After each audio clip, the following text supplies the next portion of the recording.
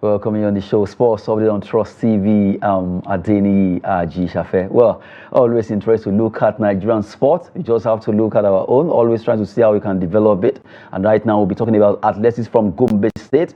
The first we'll be looking at right now because they are trying to see how they can get athletes to begin to compete in athletics there. Gombe launches inter-school championship. It has to do with the secondary school and primary school, and they want to see how all the primary school and secondary school there begins to go into athletics. They need to get those talents very young and also very fresh, and also develop them to see how Gombe State will get to that enviable height in developing athletics in Nigeria. Good one coming from Gombe State government, also the Gombe State Association, that's Athletics Association, where we have the man that have been calling the shot concerning the organizing committee, rather, that's Gara Gombe, trying to see how they can do well in the sport of athletics in Gombe State. Right now, joining us to talk sport this hour is Joseph Peter. Good to have you, Joseph.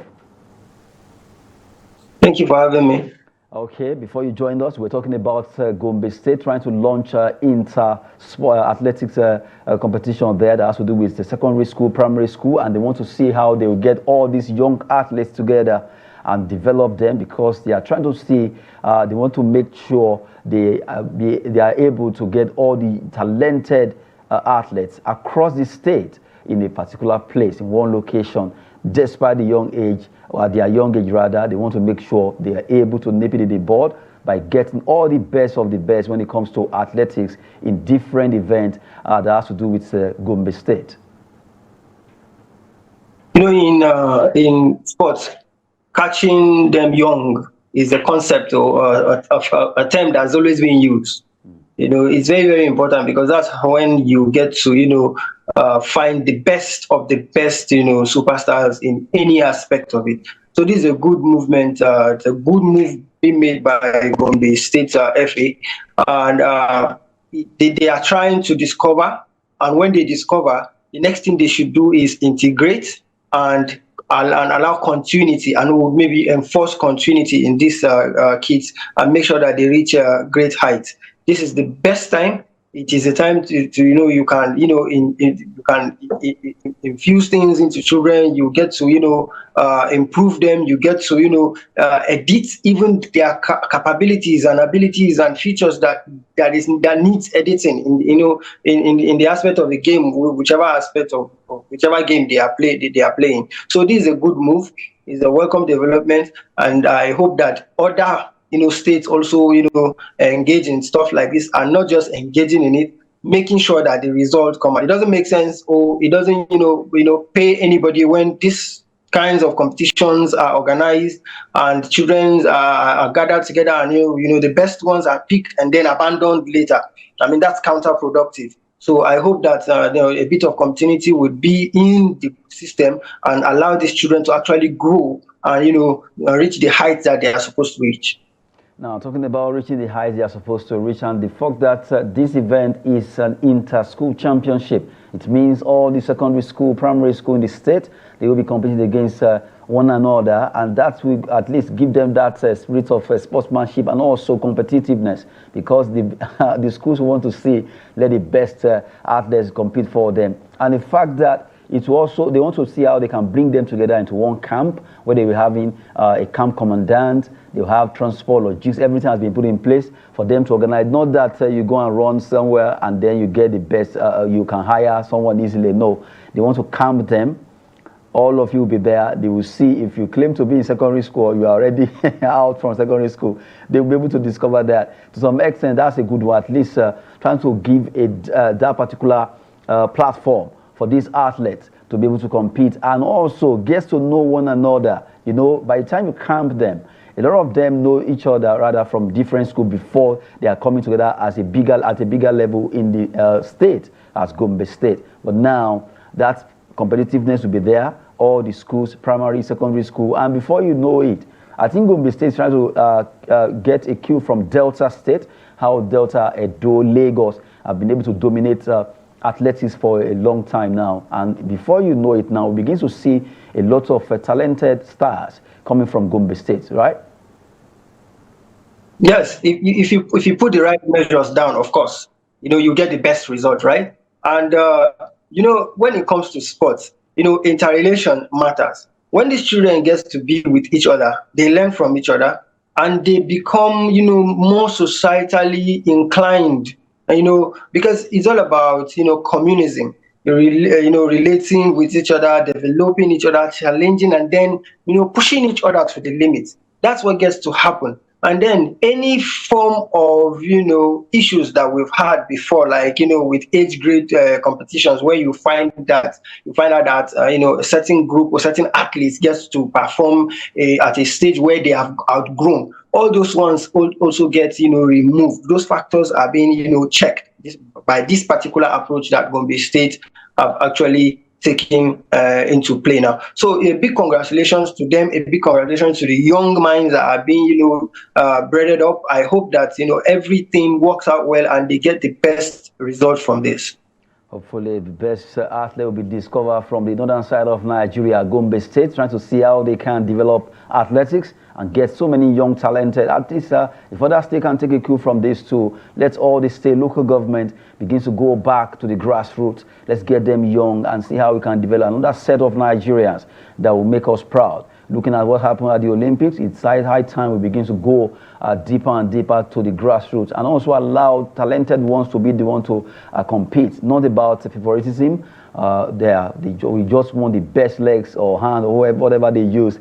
Let them be able to compete for Nigeria. Therefore, Gombe State, Gara Gombe has been able to push this and is really doing well to see how sport of athletics will develop in Gombe State. Well, good one there. Now, crossing over from Gombe State, at least we've been able to talk about it, but other states can also take a look at this and begin to see if it is table tennis. They do notice that a lot of talented table tennis players. Is it squash? Is it fives? Even langa or dambe? Any sport you so far recognize that talented ones are there. Let's try your best to make sure they promote it, and before you know it, your state or local government will be known for this particular sport. And if you look at it right now, across Nigeria, we've been able to at least assign some sport to some states where they really show affection for the development of those sporting moments when it comes to sport development in Nigeria. But right now, we've talked about athletics. Let's cross over and talk about our para athletes that will be traveling. They will be competing at the Paris Olympics. That's for the para athletes. They call it Paralympics. Para athletes are charged to be good ambassadors because they represent Nigeria in different competitions, and now they've been told to make sure they do well. We know that, yes, they've been representing us well in different categories of competition, but right now, we saw what happened to the able-bodied men, and now we are expecting that our para-athletes will also at least be able to get to the podium finish and eventually win medals for Nigeria. Joe, we are hoping that what the Team Nigeria couldn't do, who knows, maybe the glory will actually come from the para-athletes.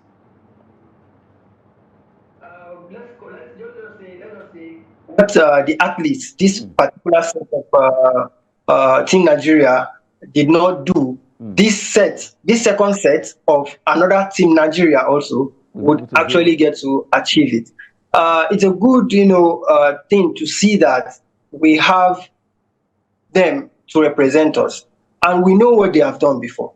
And I'm quite sure they have, seen what happened, the disaster that happened, with the able-bodied men and women in the just concluded Olympics, and they would take a cue from it. They would learn from it, and they would not allow any form of complacency to take, advantage of them and make them, shift focus. Because if you look at the Olympics that just, went by, and our team Nigeria, you would absolutely, we all hoped that we're going to get at least a medal, one or two medals. We know that we were not going there to, sweep all podiums and be, challenging China or USA to the medals. But we expected some bits of medals ourselves from this particular team, but it didn't happen. Even though we rated them high, we rated them really, really high before that competition. Now, this is their turn. I'm quite sure that they have seen it. They have seen that it's not just so easy. It's not about saying it. It's not about expectation. It's also about putting in the shift when it really, really matters. They need to remember that all the time. Let them put that in their, mind, and have it stamped to their head that until it is achieved, it is not actually achieved. So if they are able to do that, I believe that they should have or give us some reasons to at least celebrate. This also is an Olympic, even if it's for the disabled, it's still an Olympic game. Anyway, from the way it is right now, I think, well, people with disabilities, well, from the way it is, BPWD are the para athletes, as we call them. They'll be representing Nigeria at the Olympics, and really, they are trying to see how they can do well because they've been enjoying that to do everything possible to make us proud, good ambassadors, behave well, and also come back home with some medals, and hopefully they will do this. Now, talking about Nigerian sport, this time around we're crossing over to football. We have some Nigerians who actually, they are now ex-footballers. Either they are represented at the national level, talking about Super Eagles, or they play for the junior category of Eagles. And also, not forgetting the fact that some did not.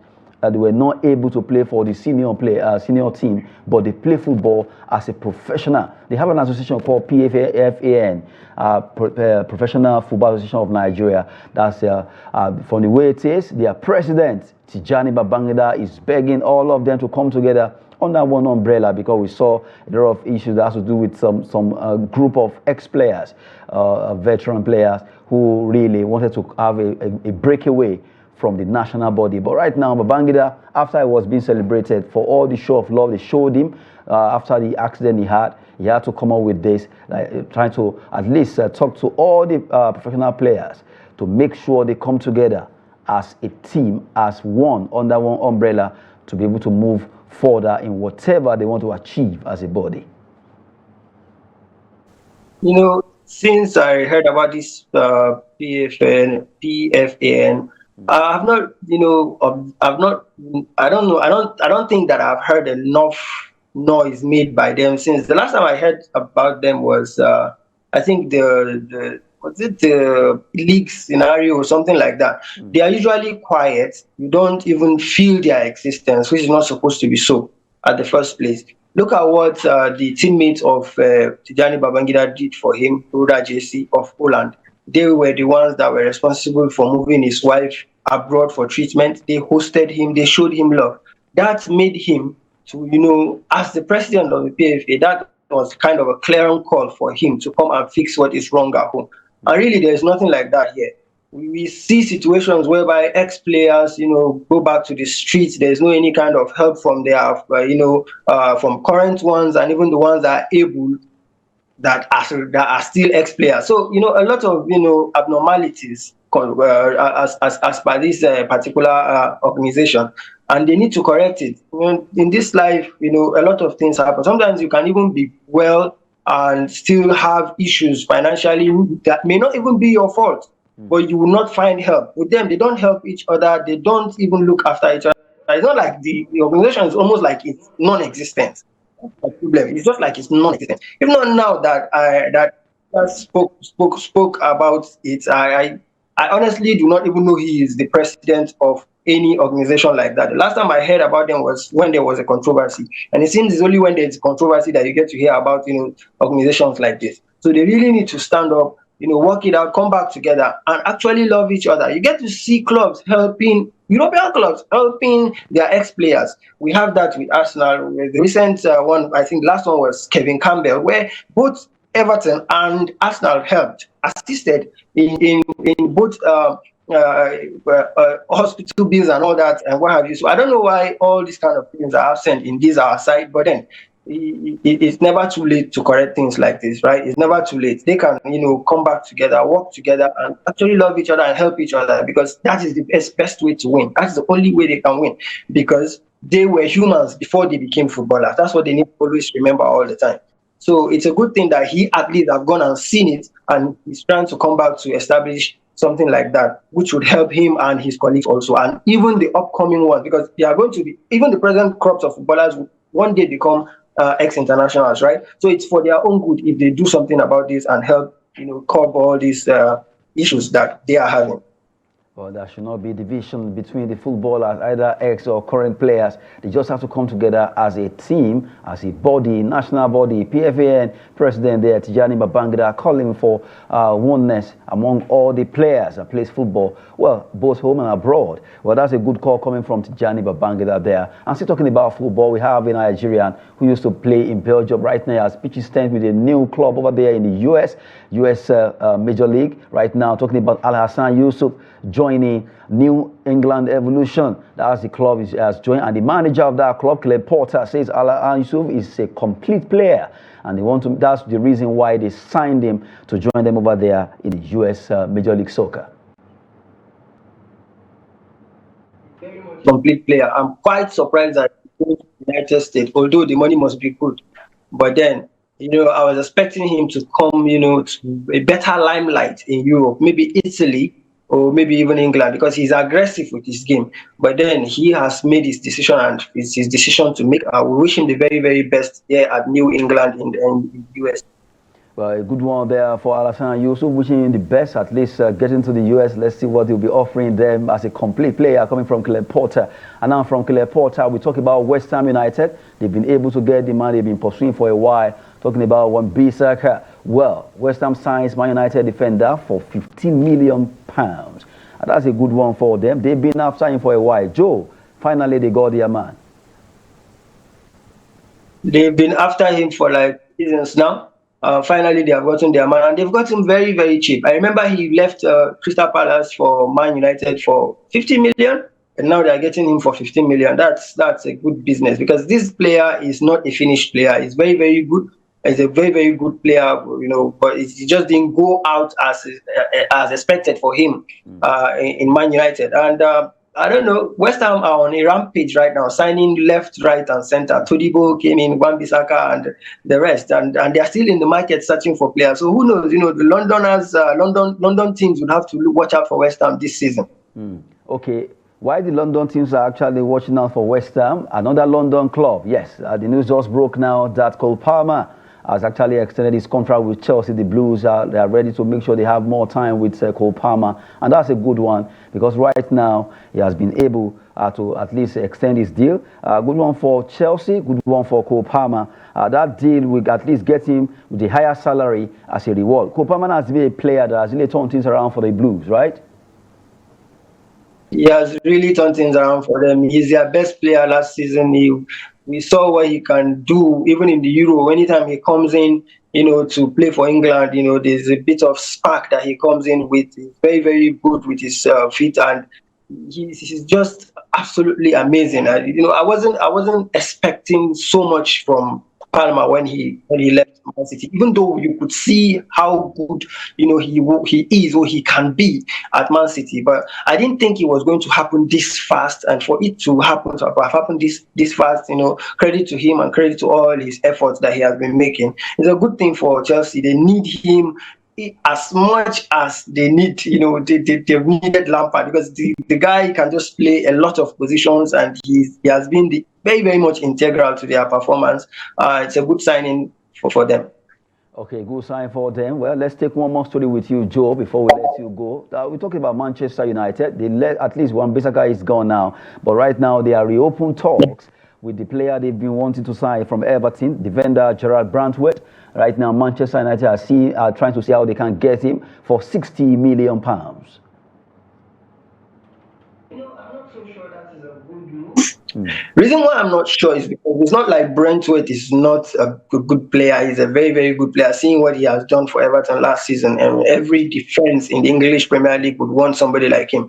But I do not really see the sense of buying Brentwood when you have signed Euro, you have signed Matthias De Ligt, we are about to sign, well, at least, okay, maybe not announced, but Matthias De Ligt and Mazarawi are coming in. You already have, Maguire, who is going to, who will probably stay. And then there's Lisandro Martinez is also there. So I don't really get, the signing. It doesn't really, sound okay for me.